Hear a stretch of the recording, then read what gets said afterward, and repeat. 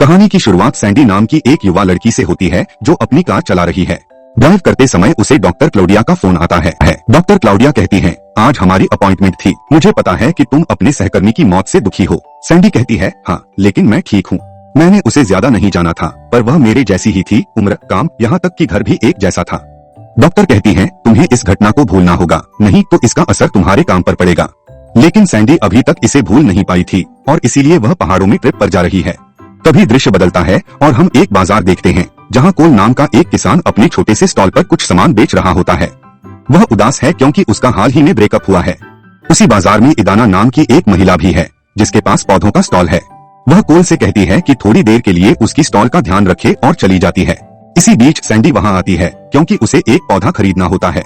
किस्मत से वह इदाना की स्टॉल पर पहुंच जाती है और कोल उसकी मदद करता है। सैंडी को एक पौधा पसंद आ जाता है और कोल उसे बताता है कि इसे 2-3 दिन में पानी देना जरूरी है, वरना यह सूख जाएगा। सैंडी कहती है कि वह पौधा नहीं ले सकती क्योंकि उसे काम के सिलसिले में कुछ महीनों के लिए बाहर रहना पड़ता है। वह कोल से कहती है कि कोई ऐसा पौधा दे जिसे कम पानी और देखभाल की जरूरत हो। कोल मजाक में कहता है कि उसे प्लास्टिक का पौधा लेना चाहिए जिसे पानी देने की जरूरत नहीं होगी। उनके बीच बहस चल रही थी, तभी इदाना वापस आती है और सैंडी को पौधा दे देती है। कोल अब भी इसका विरोध करता है, लेकिन इदाना कहती है, मुझे लगा था कि तुम उस लड़की का नंबर लोगे, लेकिन तुम उससे बहस कर रहे थे। इदाना के कहने पर कोल सैंडी के पास जाकर माफी मांगता है और उसे कॉफी पर चलने का प्रस्ताव देता है। सैंडी पहले मना कर देती है, लेकिन जैसे ही कोल जाने लगता है वह उसे वापस बुलाती है और कहती है, हम कॉफी पी सकते हैं। दोनों कॉफी पीते हुए बात करते हैं। सैंडी बताती है कि उसे काम के सिलसिले में अक्सर घर से दूर रहना पड़ता है। वह कोल से पूछती है कि वह क्या करता है। कोल बताता है कि वह एक किताब लिख रहा है और उसे फार्मेसी और इतिहास पढ़ना बहुत पसंद है। वे डरावनी फिल्मों और जीवन के बारे में बात करने लगते हैं। सैंडी बताती है कि उसने न डरने का फैसला किया है। वह एक कहानी सुनाती है कि कैसे वह अपनी माँ के साथ नाव से भागकर देश से बाहर गई थी। वह डरावना अनुभव था, लेकिन उसकी माँ बहुत बहादुर थी और सैंडी ने उसी समय तय कर लिया था कि वह भी अपनी माँ की तरह बहादुर बनेगी। रास्ते में चलते हुए वे एक सीढ़ी वाले रास्ते पर आते हैं और शर्त लगाते हैं कि जो पहले ऊपर पहुंचेगा वह अपना राज बताएगा। सैंडी जीत जाती है, लेकिन फिर भी वह कोल को अपने जीवन के बारे में सब कुछ बता देती है। इसके बाद दोनों एक क्लब में जाते हैं जहां सैंडी गाना गाती है जबकि कोल एक कोने में बैठा रहता है। सैंडी उसे बार बार बुलाती है, लेकिन वह नहीं जाता। बाद में कोल सैंडी को घर छोड़ने जाता है। सैंडी उसे अंदर आने का न्योता देती है और दोनों एक दूसरे के करीब आ जाते हैं। कोल अपने घर पहुंचकर अपने परिवार को सैंडी के बारे में बताता है। उसकी बहन उसे बार बार मैसेज या फालतू गिफ्ट न भेजने की सलाह देती है। कोल कहता है कि वह इस बार ऐसा नहीं करेगा, लेकिन फिर भी वह सैंडी को दिन रात मैसेज भेजता है। जब सैंडी का कोई जवाब नहीं आता तो कोल उदास हो जाता है। उसकी बहन कहती है कि शायद सैंडी ने उसे इग्नोर कर दिया है। तभी कोल को याद आता है कि उसने अपना इन्हेलर सैंडी के पास छोड़ दिया है। कोल ने अपने इन्हेलर में ट्रैकर लगा रखा था क्योंकि वह चीजें भूल जाता था।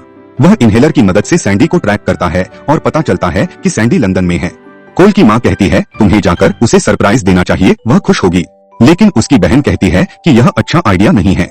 फिर भी कोल उसकी बात नहीं मानता और सैंडी को ढूंढने के लिए निकल पड़ता है और लंदन पहुंच जाता है। लंदन पहुंचकर कोल सैंडी को ट्रैक करता है। उसको ट्रैक करता हुआ वह एक जगह पर पहुंच जाता है जहां पर कुछ लोगों उसे किडनैप कर लेते हैं और अपने साथ ले जाते हैं। इसके बाद कोल को एक गुफानुमा प्रयोगशाला में लेकर जाया जाता है जहां पर बहुत से खतरनाक कीड़े होते हैं। इसके बाद एक आदमी आता है, कोल को टैक्समैन कहकर बुलाता है, लेकिन कोल उस आदमी को कहता है कि मैं कोई टैक्समैन नहीं हूँ, मैं तो एक सीधा साधा किसान हूँ जो लंदन से अपनी गर्लफ्रेंड को ढूंढता हुआ यहाँ आया हूँ। लेकिन वह आदमी उसकी एक बात भी नहीं सुनता। वह कहता है, तुमने हमारे आदमियों को मारा है, हमारा सामान पकड़वाया है और हमारा बॉस तुम्हें किसी भी हाल में पकड़ना चाहता है क्योंकि तुम्हारे पास पासकोड है और हमें वह पासकोड चाहिए। लेकिन कोल उसे कहता है कि उसे नहीं पता वह किस पासकोड की बात कर रहा है। इसके बाद वह आदमी कोल के चेहरे पर एक खतरनाक कीड़ा रखना ही वाला होता है। तभी सैंडी वहाँ आ जाती है और आकर उस आदमी को मार देती है। इसके बाद वह और आदमियों को मार देती है और कोल को आजाद करा लेती है। इसके बाद वह कोल को एक बंदूक देती है ताकि वह अपनी रक्षा कर सके, लेकिन कोल यह सब देखकर हैरान होता है। इस बीच सैंडी बड़ी बेरहम से लोगों को मार रही होती है। इसके बाद सैंडी उसे बताती है कि वह CIA एजेंट है। वह कोल को भी लोगों को मारने के लिए कहती है, लेकिन कोल ऐसा नहीं कर पाता। कोल सैंडी से पूछता है कि यह लोग मुझे टैक्समैन कहकर क्यों बुला रहे थे। सैंडी यह बात सुनकर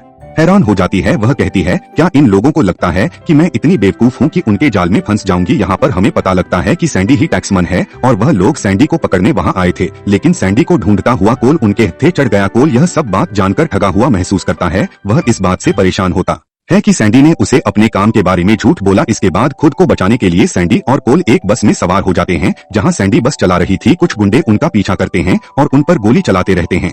पीछा काफी देर तक चलता रहता है। कुछ गुंडे बस पर कूदने में सफल हो जाते हैं, लेकिन कोल उनका मुकाबला करता है। अंत में गुंडों से बचने के लिए कोल दूर से ही हवा में गाड़ी की तरफ फायर करता है, जिससे गुंडों की गाड़ी पलटी जाती है, गुंडे मारे जाते हैं। कोल को यह सब बहुत बुरा लगता है कि उसकी वजह से आदमी मारे गए। जब यह लोग गुंडों से पीछा छुड़ा लेते हैं तो कुछ दूर जाकर बस खराब हो जाती है, जिसके बाद दोनों पैदल ही चल पड़ते हैं। जहाँ पर इन दोनों के बीच बहस होने लगती है। कोल ने उससे कहा, तुमने मुझसे झूठ बोला है, तुमने अपने बारे में सब कुछ गलत बताया। सैंडी जवाब देती है, मैं झूठी नहीं हूँ, मैंने तुमसे वो बातें शेयर की हैं जो मैंने आज तक किसी से नहीं की। इसके बाद कोल कहता है, लेकिन तुमने अपने काम और अपने कर्मचारी की मौत के बारे में जो कहानी बताई वह भी झूठ लगती है। सैंडी बताती है कि उसके कर्मचारी की मौत हुई थी और उसे उसने ही मारा था क्योंकि वह दुश्मन के साथ मिल गया था। सैंडी कहती है, लेकिन तुमने भी अपने बारे में बहुत सी बातें झूठ कही हैं। कोल जवाब में कहता है, हाँ मैंने झूठ कहा, लेकिन तुम भी तो बहुत खूबसूरत हो। इसके बाद गुफा का दृश्य दिखाया जाता है, जहां लेविक नाम का एक व्यक्ति नजर आता है जो इस मिशन के पीछे का असली शख्स है। वह टैक्समैन को पकड़ना चाहता है क्योंकि टैक्समैन के पास एक जैविक हथियार का पासपोर्ट है जिससे दुनिया में तबाही मचाई जा सकती है। लेविक कोल को टैक्समैन समझकर किडनैप करता है और वह अपने आदमियों से कहता है, टैक्समैन की तस्वीर हर जगह फैलाओ और जो उसे मेरे पास लेकर आएगा उसे $10 लाख का इनाम मिलेगा। इसके बाद कोल और सैंडी पाकिस्तान जाते हैं, जहाँ सैंडी मार्क नाम के एक व्यक्ति से मिलती है। वह कहता है, गुफा में जो लड़ाई हुई थी तभी मुझे समझ जाना चाहिए था कि तुम ही हो। सैंडी बताती है कि ये वही लोग हैं जिन्होंने एस्टेक को चुराया है। मार्क बताता है कि एस्टेक एक खतरनाक जैविक हथियार है जिसे सिर्फ लेविक जैसा शख्स चुरा सकता है। लेविक पहले फ्रांस की खुफिया एजेंसी के लिए काम करता था, लेकिन बाद में उसने अपने लिए काम करना शुरू कर दिया। सैंडी मार्क को पैसे देती है और कोल को अमेरिका भेजने के लिए कहती है। फिर वह कोल को अलविदा कहती है और कहती है कि उसे दोबारा कभी संपर्क न करे। कुछ कदम चलने के बाद एक आदमी आता है और मार्क को गोली मार देता है। फिर वह आदमी सैंडी और कोल को अपने साथ चलने के लिए कहता है। जब वह उन्हें ले जा रहा होता है तभी एक और आदमी उस पर हमला कर देता है।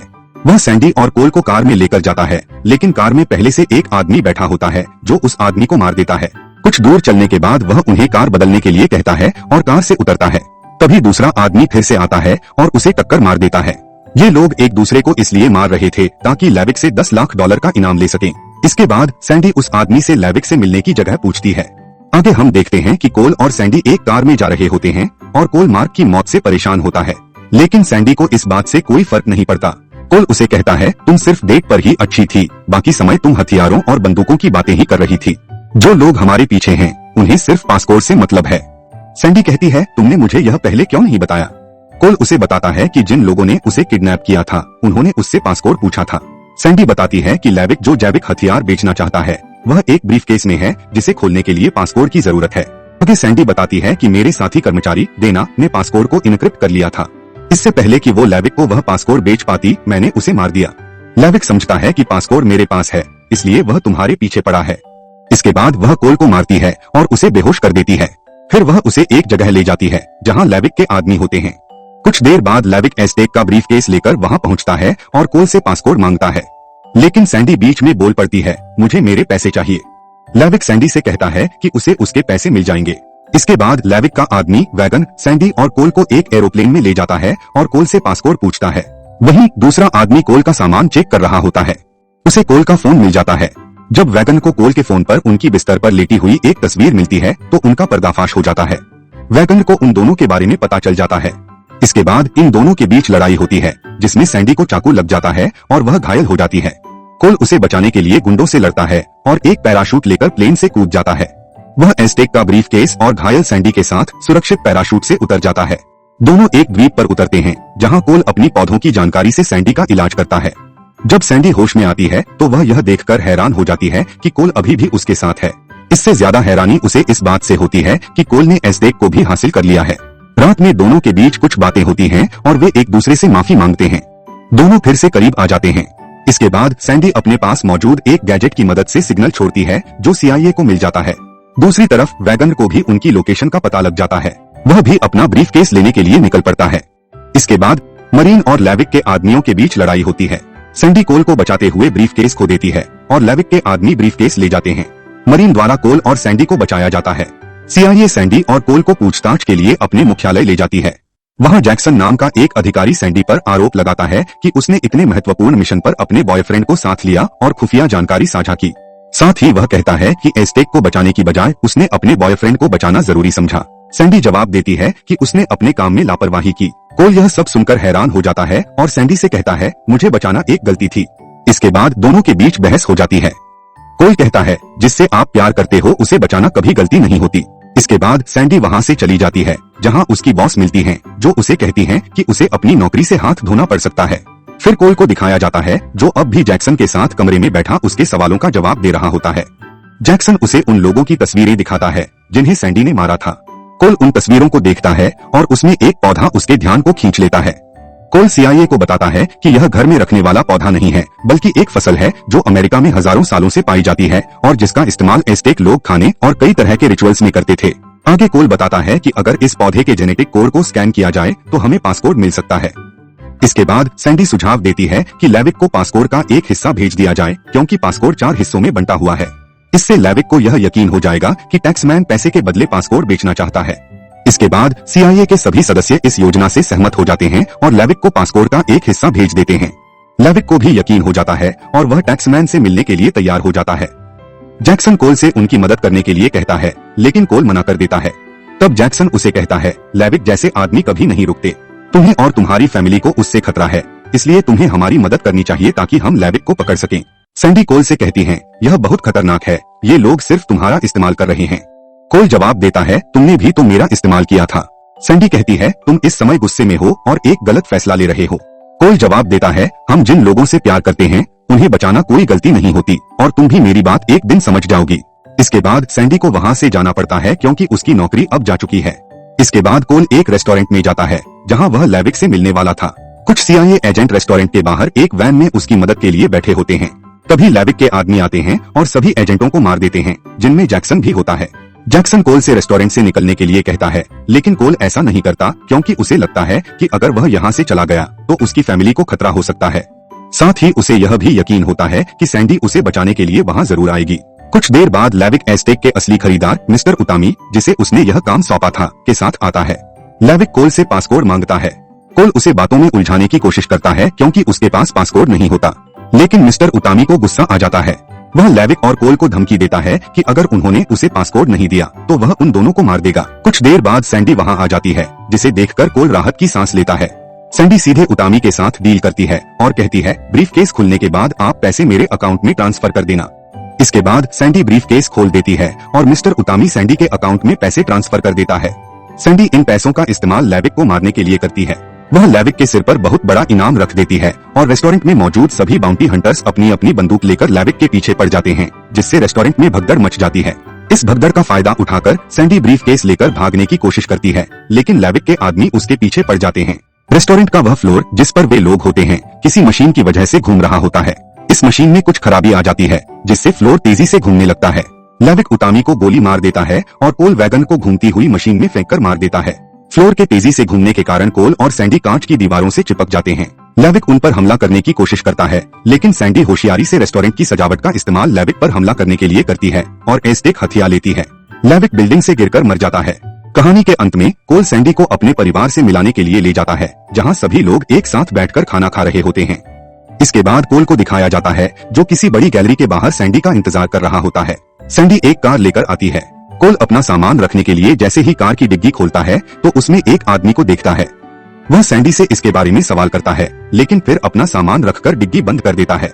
इसके बाद दोनों गैलरी के अंदर चले जाते हैं। इसे देखकर लगता है कि अब कोल सैंडी के काम को समझने लगा है। यहीं पर कहानी का अंत होता है।